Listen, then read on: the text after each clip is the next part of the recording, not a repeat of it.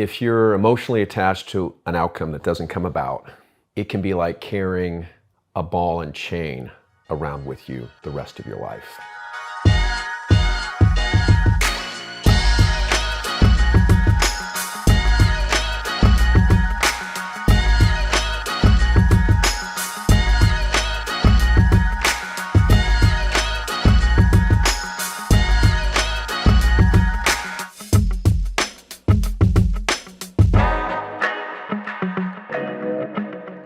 You know, I worry about parents and kids who get so attached to an outcome, whether it be getting a scholarship to play sports at a D1 school, or for the more academically minded that they have to get into an Ivy League or a really, really good college. Because what happens if you don't make it? So what do you think are ways that people can pursue their goals? Because goals are great and they're important, but how do you pursue them in a healthy way? You've got to make sure that is what you really want. Right. Number one. Right. Because if you're pursuing them for the, let's call it the wrong reasons, maybe because your parents want you to do it, or a friend wants you to do it, or somebody else, or you think you should do it based upon what's going on in society. Yeah. If you're pursuing it for those reasons, A, you're getting off to the wrong start. Right. You're not going to be happy as you're pursuing it. You're not. But there are people who really put all of their eggs in that one basket. They really want to, like you did, play in the NFL, or again, make it to an Ivy League college. And they do want it. They want it. That's their goal. It's not because their parents want it, but yet they get married to that outcome. There has to be that outcome. They have to get into that Ivy League, or they have to make that college sports team or the NFL or whatever. That's not healthy, because you quite honestly might not make it. And what happens if you don't? And then again, if you do, what happens after that? That's a whole other conversation. So how do we do this in a healthy way? How do we pursue our dreams and our passions with full gusto without being married to the outcome? It's a little bit art form, Jack. I mean, there's not a perfect scientific answer. There's not a scientific answer. Oh, man. No, it's person by person, individual by individual. But yes, let's follow our dreams, assuming we've done the work to understand what we want those to be. Let's our goals are a little one step below that, and obviously the tactics of how we go about getting our goals are one step below that. Let's follow those with gusto. Let's live life with passion. Let's love what we do. Let's go after those things. Let's dream big. I think that's a huge thing in society today. I don't think people dream big enough. I think they settle. They settle for this, they settle for that, and they don't really care. They're not inspired. Let's get inspired by something. Everybody has something within them that can inspire them. They just have to take the time to tap into that. Tap into that side of themselves, and then go after it, okay? Okay, so on the path of going after it, it's not gonna be a linear path.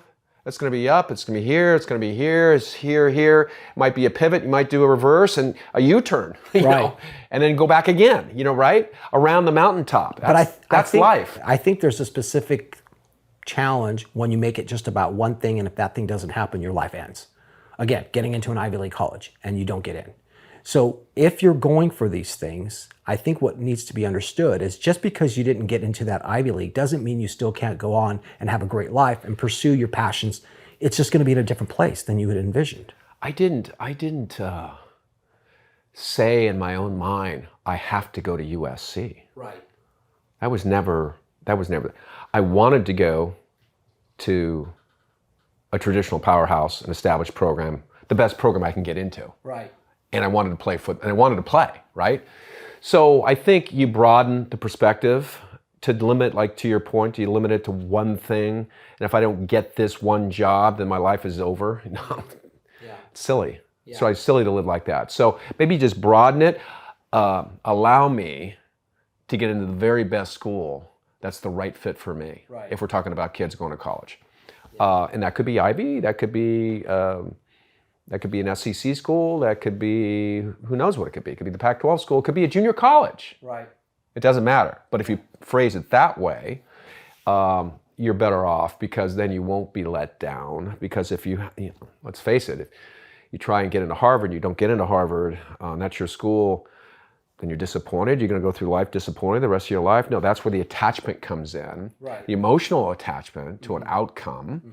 And if you have that, you will be very unhappy the rest of your life unless you let go of that. Right. Let go of it. Yeah. It frees you up. It frees you up. So do your best. Right. Whatever that is, it's good enough, and see where you land.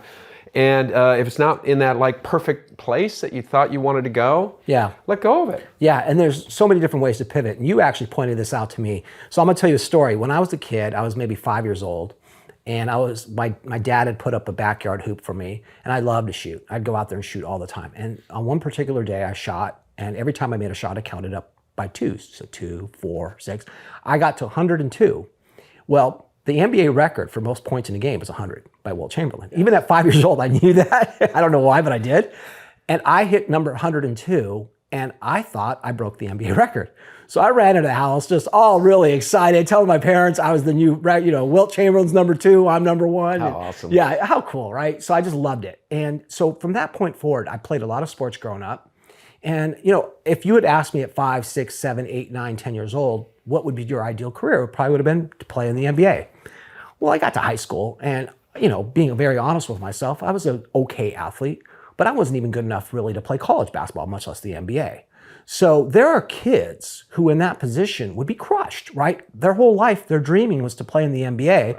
And now they come to realize, man, I'm not even good enough to play on my high school team or on my college or make a college team. How am I going to get to the NBA? I'm not, right? And so what happens in my life is really interesting. I changed careers. I end up getting into the storytelling business and magazines and the film business. And now here I am starting a sports media company with a guy who played in the NFL, right? So it wasn't what I imagined when I was 8, 9, 10 years old, but I love it. I get to be around sports. I get to be around these things that I always aspired to, just in a different way. And that's how life works. And we've talked about in other sessions we've had with these podcasts and other chapters of the book of you got to believe that those things are possible for you. You have to trust in the flow of life. But, if you're just attached to this one way that it has to go, you're going to be let down. Right. You're going to be let down in life. For most 99% of the people. Right. And there's also a lack of faith, because if you go for that one thing and it doesn't happen, then it's like, oh, well, nothing else is going to happen. Another thing that I really got from becoming friends with you is we would walk into meetings, and at that meeting we were going to ask for something, and you would always say, hey, now Jack, don't be married to the outcome, because they may or may not say yes. And if you go into that with this idea that you're married to that outcome, that they have to say yes, and if they do say no, does all your belief go away? Do you just crumble and just give up because you got a no at a meeting? Of course not. But people do kind of put that pressure on themselves that it has to be a yes. And it doesn't, because there's going to be another way. You just got to have faith there's another way, right? I've had to go to meetings where we had to get a yes or I wouldn't be able to pay the mortgage. And however it happened, we did get the yes. And so that was thankfully came true. But it's just a much more joyful way to live, and trusting way, and having faith, and that it's all going to work out. And that's the end game. We deserve all the best on this planet, knowing that if we were presented with a challenge, it's for the best, because that's how we're going to grow and evolve. So we go into a meeting, not attached to it, we let it go. Mm-hmm. Let's just say we really wanted it, but we let it go, and we walk out of there and we just let it go. We don't hold on to it. It's like, gosh, what could we have done better? That's what people do. What could we have done better? I didn't say this, I should have said that. Oh. Not meant to be. Right. Yeah. Not meant to be, not meant to be, not meant. So just breathe through it and let it go. And at times I've done that in meetings and sales calls, and we still get the deal. Right. And it looks a different way, or it comes from the same company, it might be a different deal, whatever. We still get business there. And it's just, it's how you view life. Do you view life abundantly and with gratitude? Right. With gratitude that you actually had the opportunity to sit in front of some very important people that can make these kinds of decisions just to present your case and why they should be working with you.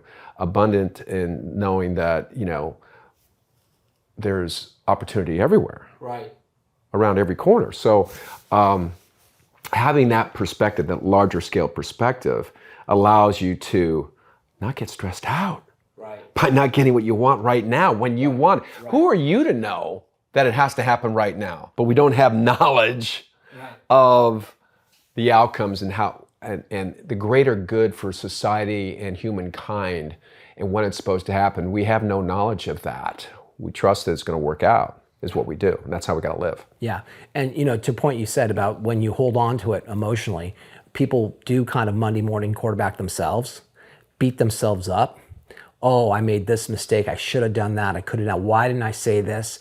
And now you're living in the past instead of just living in the present, and and getting ready for the next one. Because once you've done that, now you've established yourself to have more defeats because you're so busy beating yourself up for the thing you didn't get that you're not giving yourself the space to go out and get the things you still want. You need to take the time to review and say, yeah, okay, next time we're to do this, yeah, I think it would be better to do it this way or that way or whatever. So you do that. Learn from your mistakes. Then you let it go. But you don't beat yourself up. You don't continue to play those tapes in your mind. Right. Yeah, because to your point, that's when the trouble begins, and you won't. It'll always be there. Right. And if it's always there, then the next time you go make a presentation, you'll be thinking about that, and you're not going to be freed up to deliver a great presentation with positivity, because you'll be thinking about what happened last time and how it didn't go so well. Right. So you can't walk in a meeting like that. Right. You've got to walk in there thinking, this is going to go great. Right. This is going to go great. You know what? If we get the sale, great. If we don't get the sale, great. So go with the flow of life, Jack. Go with the flow and let go. Yeah. Stop holding on tightly. That's where tension is. Yeah. Tension's right here. When we hold on, we got to have something so much. Letting go is peace. And there's one definition of stress: resistance to what is. Right. So if we resist what's happening, that will create stress because we're holding on too tightly. Yeah. Let go, Jack. Yeah. It's time to let go. And another way to look at it is also like we do a lot of scoreboard watching. When you're playing, if you're thinking about the score and the shot and the importance of it, you're going to miss. Yeah. Whereas if you just go out and play and the ball comes to you and you just put your hand up and boom, shoot, more often than not, that ball's going in because you just were in the zone, you let it flow. And there's something interesting about you that I learned, which is that in sales, you don't even look at your numbers. You don't even look at like where you're at. And when you started doing that, your numbers went up dramatically. Yeah, I'm a little strange that way. Don't tell my bosses, but yeah. I just did. It's okay. But your numbers, but they can see your numbers. They're better. He likes me. He likes me because of that, and yeah, because I didn't stress out about numbers by wait, that's our deal. No, that's not our deal. And I should get half of this deal. And there's enough there for everybody. Yeah, and that's how we should live. And life. The irony is the numbers went up when you stopped looking at the numbers. Went way up. Yeah. Went way up. Yeah. So cool. So my career at SC was storybook, right? Right. All-American, academic All-American, national championship quarterback, get drafted by the Cleveland Browns in the 4th round. So I'm thinking, hey, this is just going to continue, man. Right. I mean, Super Bowl, here I come. Super Bowl, Pro Bowls, MVP. Life is going to be awesome. Well, and then I met some challenges and things didn't go the way I had planned, right? And I started holding on too tightly. Right. In fact, I had a conversation with the offensive coordinator in 1983. 82, I was the starter at the end of the season, and I took the team as a quarterback to the playoffs, and we got beat by the Raiders in the 1st round. And then there was a competition between Brian Sipe and myself, who Brian Sipe, the legendary quarterback for the Cleveland Browns, who was NFL Player of the Year in 1980, my rookie year. So we battled it out during that preseason in 1983. And the coordinator, it was a new coordinator, the new coordinator came to me after they had named Brian Sipe the starter for that year, and he said, you seem like you were aiming the ball a little bit, maybe trying not to make a mistake and all that. And he was right. Yeah. He was right. I wasn't just playing with not worrying about the outcome. I was trying to get to the outcome instead of living in the moment and just reacting, responding and making a throw and not thinking about the potential outcome. We need to play relaxed. We need to be relaxed in life. We need to be relaxed when we're playing the position. We need to go with the flow and not force anything. We don't need to force anything. Just look and see what's appearing before your eyes and just naturally Yeah. deal the ball. And so if you're in the moment and you're enjoying the moment and you're enjoying the Loving things you it. do in life, loving your life, loving what you're doing, loving getting up to practice, loving to do your homework if you're a student, just really enjoying the process, then where you end up is where you end up. And it'll end up great. And if you make it all about where you end up, then you can't even enjoy the process to get there. And you know, I think Kobe said it really great at his retirement. He says, doing the practice, getting up in the morning, doing the workouts, playing the ball every day. He goes, that's the dream. And people think that the dream is holding the trophy. It's not the trophy, it's the journey. And just play the game. Right. Play the game, have fun, love the game. And whatever happens, happens. And so when you live in the past and you're attached to the past, you're going to drag those traumas and that negativity with you through life, through the next game, through the next week. And the future, as we know, is unknown. So we're looking at the scoreboard, we're looking at the future. We have no control over that. Right. So that's problematic as well. But again, we've talked about it before, living in the moment. And if we're loving what we're doing, just enjoy each and every moment. And everything will take care of itself. Hey, Paul. Yeah. This is the part where we're supposed to tell people to like and subscribe to our YouTube channel. Okay, will you please do that then? I mean, Yeah. if you enjoy it, Yeah. please do. And if you don't, do it anyways, because we need your help. We do. Also, we have a website called GameChangeNation.com. Just go there and subscribe and you'll get tons of free content. And what we're really trying to do is create a community of people that love sports. Yep. And the great lessons that we learn from sports, but we want to hear from you. We do. So we're going to have a bunch of social media pages from TikTok to Instagram to Twitter to Facebook. Instagram, I probably already said all of them. Please join them and tell us your stories. We'd love to hear from you. Oh, and we wrote a book. Oh, Forgot about that. Forgot that. The book is called Through the Tunnel. It's available on Amazon now. If you go straight down here to this link that you can see below us, you will be able to purchase it. We'd love it if you could do it. Thank you very much. Thanks, guys.